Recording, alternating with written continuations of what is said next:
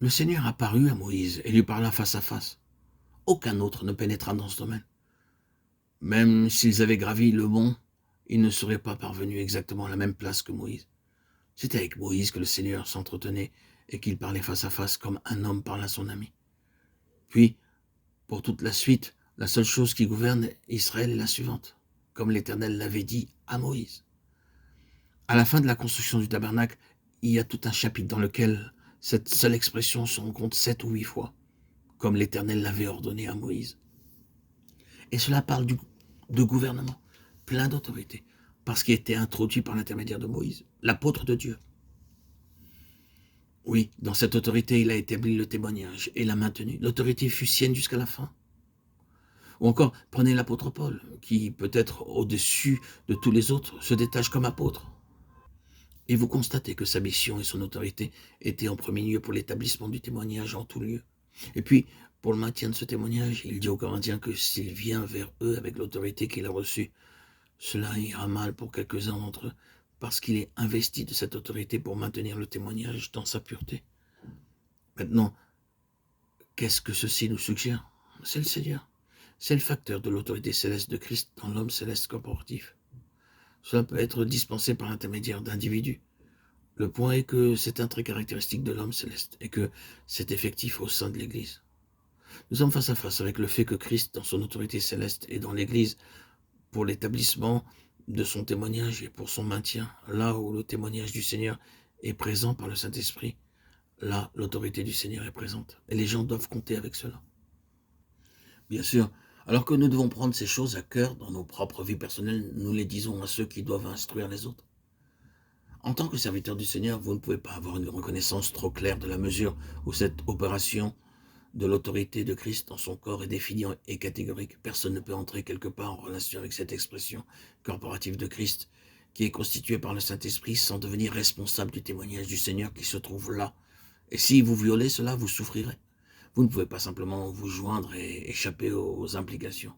Si vous violez le témoignage de l'unité du corps de Christ, alors que vous avez été amené en réel contact avec celui-ci et que vous ne mettez pas cela en règle, vous mourrez.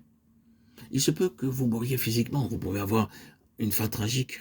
Indubitablement, vous traverserez des temps de souffrance et d'épreuve, car vous n'êtes pas devenu membre d'un mouvement de quelque chose qui est simplement de l'homme. Vous êtes entré là où la garde du dessein éternel est investie dans le Saint-Esprit qui œuvre dans l'esprit de l'apostolat et l'autorité de Christ s'y trouve.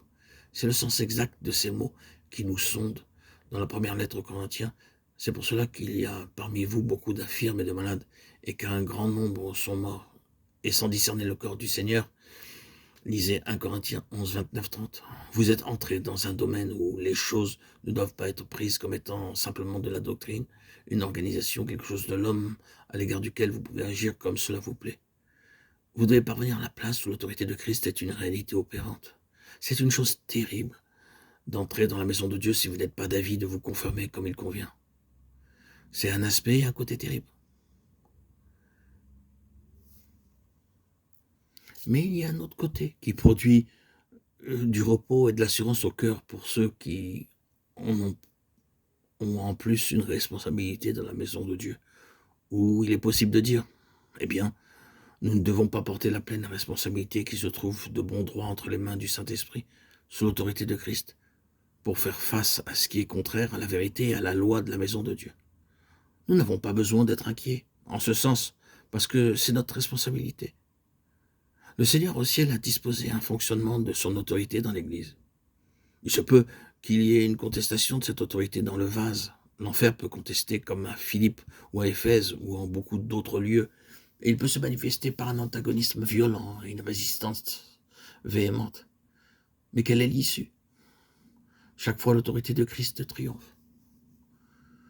L'établissement du témoignage dans tout l'Empire romain par le moyen de l'apôtre Paul est une merveilleuse manifestation de l'autorité suprême du Seigneur Jésus-Christ sur toutes les puissances.